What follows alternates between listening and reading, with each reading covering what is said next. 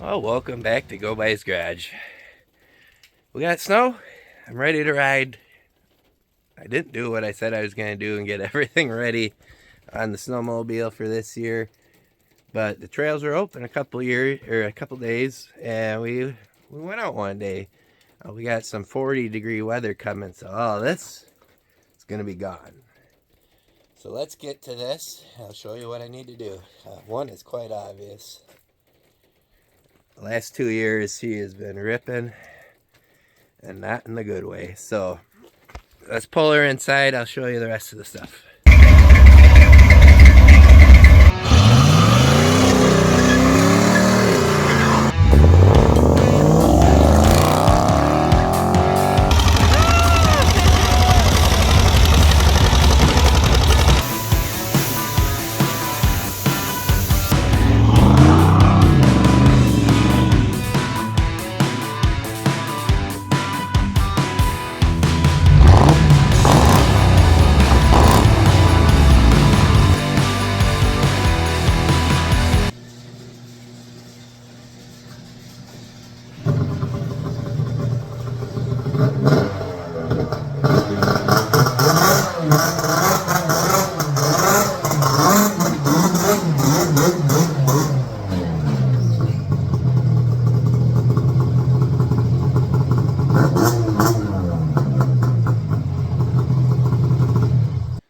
So I just sprayed her down with some water.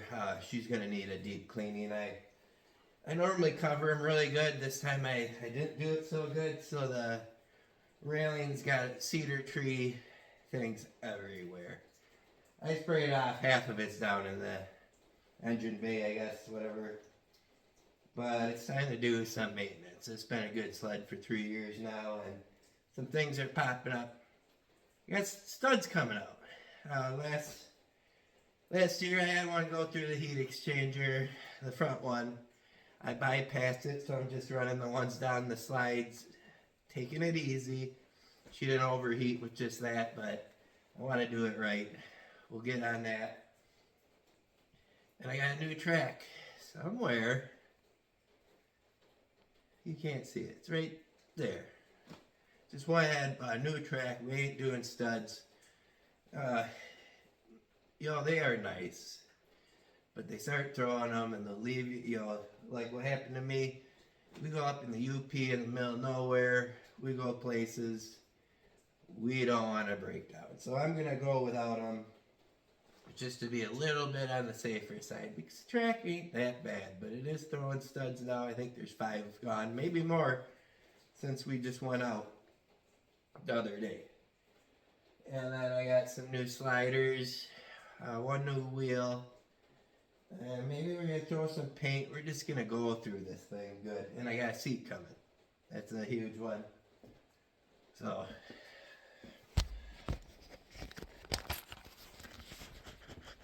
it's a pretty nice sled. There's a couple scratches. You're going to have that. It's an old guy.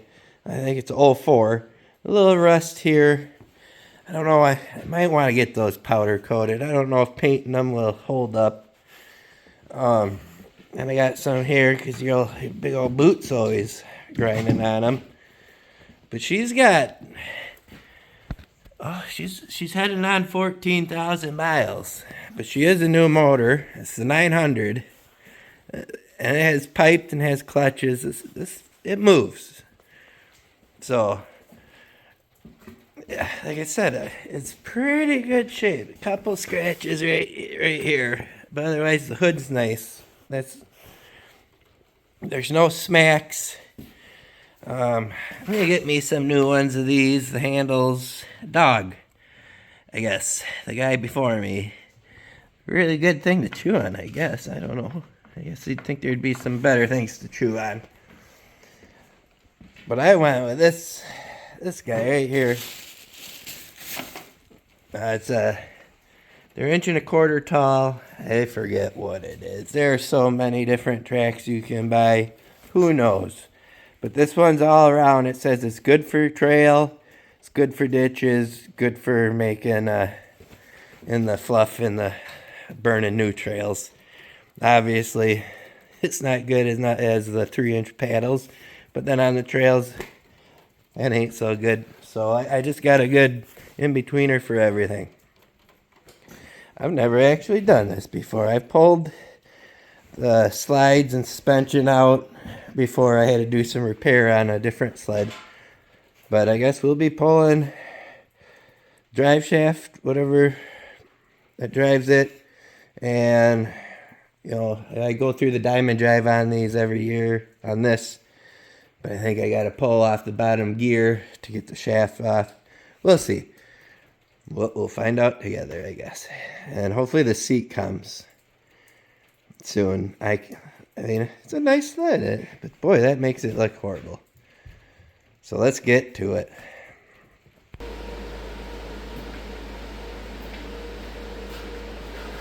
You're going to want to launch her up in there. I have to eat her crank and she'll shut down. That's I'm sick as a dog. But we'll get through that.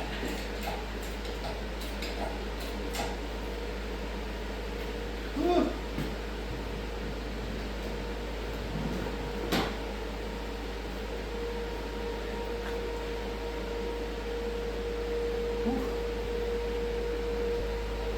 I'm going to show you guys kind of a quick and dirty here.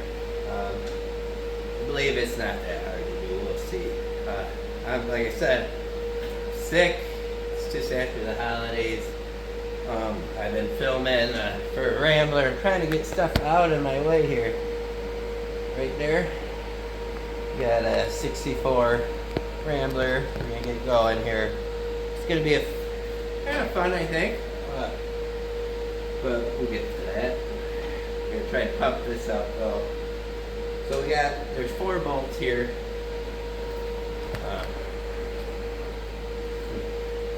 2 on each side.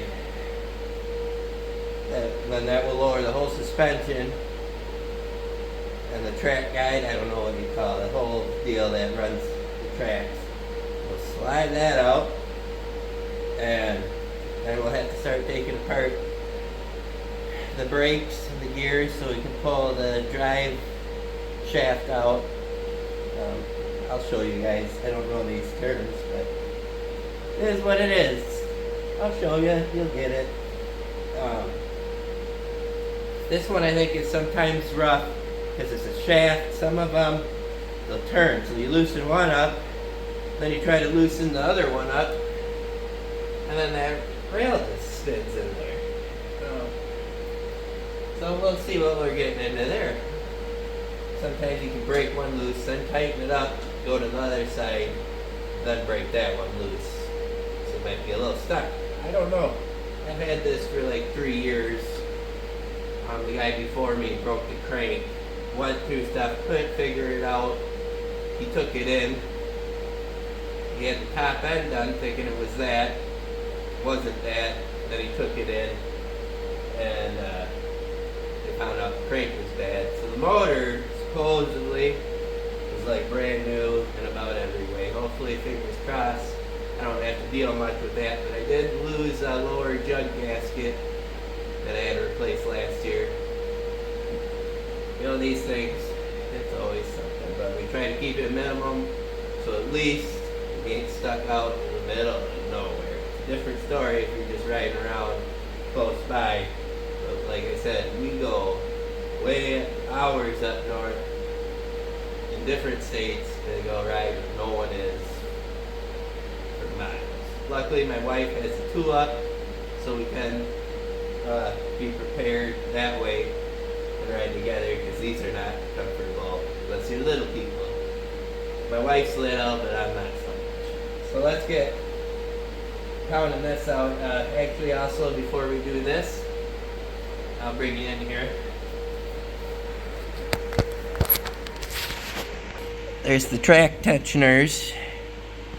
We want to loosen those up and bring this forward to loosen the track first. That's my studs here. I don't see any of them. Oh, yep. There's one's gone. And my track don't seem horrible, but I'm losing studs. That ain't good. That will put me out.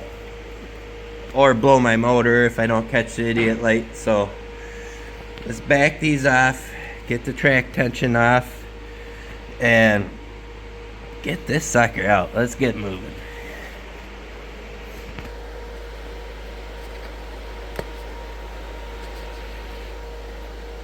So, your lock nut, and then you unscrew this out. And then here, I had to pull caps off. You loosen the shaft that goes all the way across. Just kick her in. Unbelievable. I mean, these bolts, no rust at all. This lock nut I can bring back. My finger kind of blows my mind, but luckily she ain't a rust queen. Huge thing, when I trailer these on a trailer, I did just get a covered trailer now, so it's not a problem. But every time before, that salt gets all over these. When I get there, immediately I spray them off. I get home, you douse them down. Everything will just, you know how it goes. So now let's bust these off. Hopefully these go good.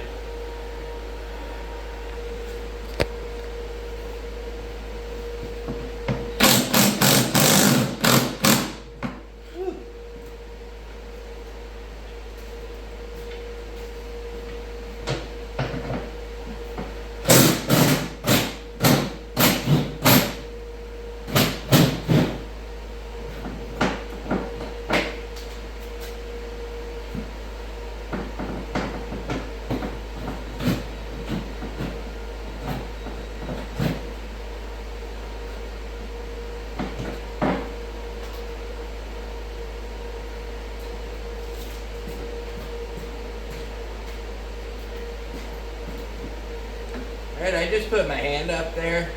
I realized it's got some bolt, two flat sides on it. It's a weird, maybe I'll bring it out. It's not a shaft that runs all the way across, so you find out what that is. I'm pulling the speedometer cable off, and I believe it's a, I don't know what the brakes, but we're gonna learn together. Oh. There's like a nut here. Looks like you use a chisel, you break that free, and the caliper will come off. I hope.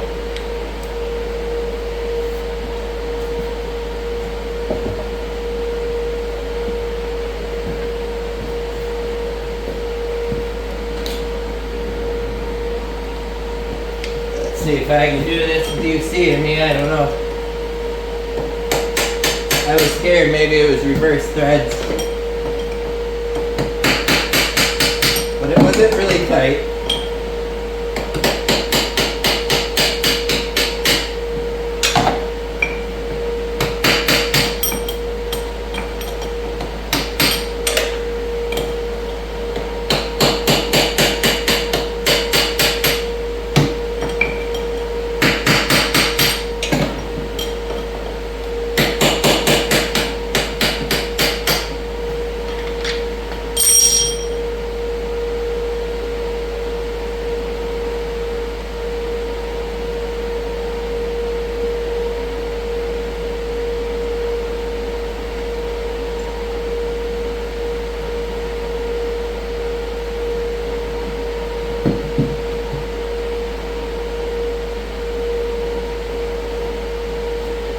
So I'll try to show you here. That's spline. Don't ask me why there's silicone there, unless it's orange grease, because it's still. And then here's the nut. It has 3 spots. I just took a chisel and boom, boom, boom, pounded it. like a nut. Now we're down the bearing, the main bearing that's connected to the tunnel that holds the drive shaft.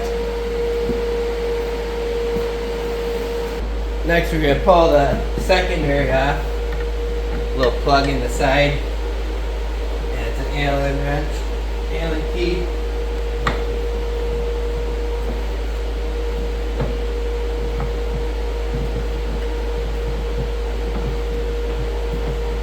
Probably should have left the brake on first. It's easy to hold the parking brake to get this off, but it wasn't too bad. Now remember, when you pull these off, there's going to be shims. Definitely got to keep track of those.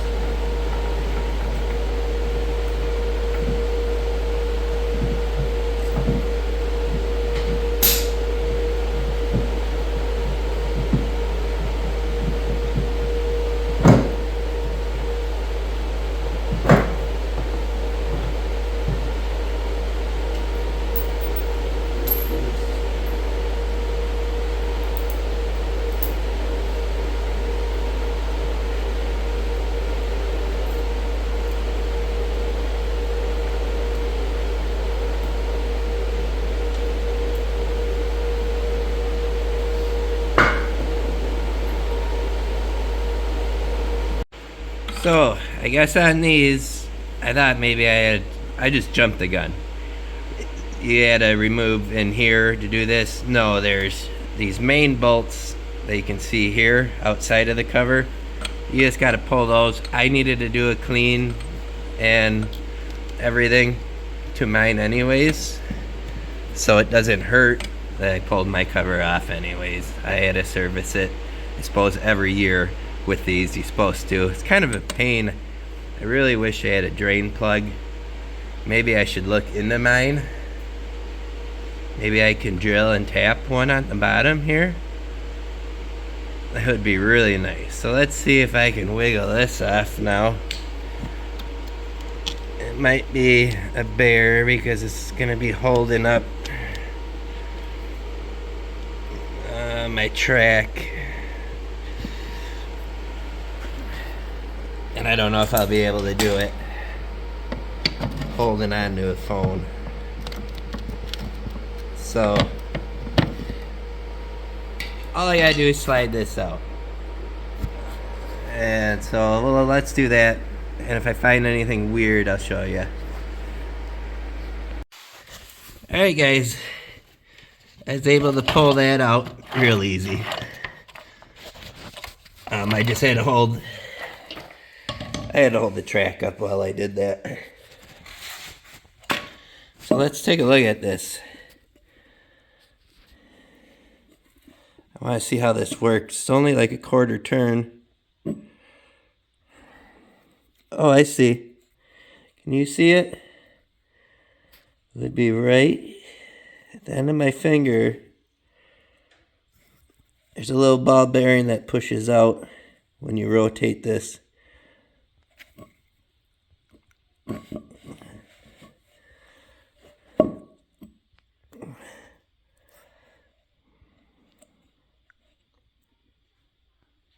Yep. Okay. So how this does, there's a little bearing in there. When you rotate this, it pushes that bearing out and it locks onto the shaft here. There's an indent here. And I couldn't find much on the internet. I did find that nut, but I didn't know where it separated or what. So that's it. I guess I'll recap here. So you take the brakes off here, and you can reverse, find that out. Take all that off, and then that big nut. And then over here, you don't have to take the cover off to the diamond drive. You just take these bolts that bolt this whole thing to the tunnel. Then you go under.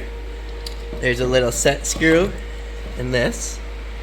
I took mine right out. You don't have to. And it's quarter turn counterclockwise if you're looking at the sled like this.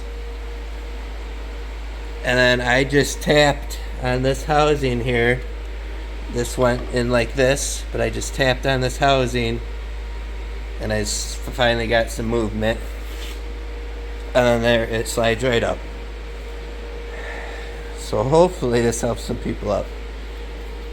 And since we're here, I'm waiting on the seat and those bushings I showed you earlier. Now I believe, yep, there's just some bolts here on the tunnel that hold the seat down. And here, I'll show you why I'm doing no more studs.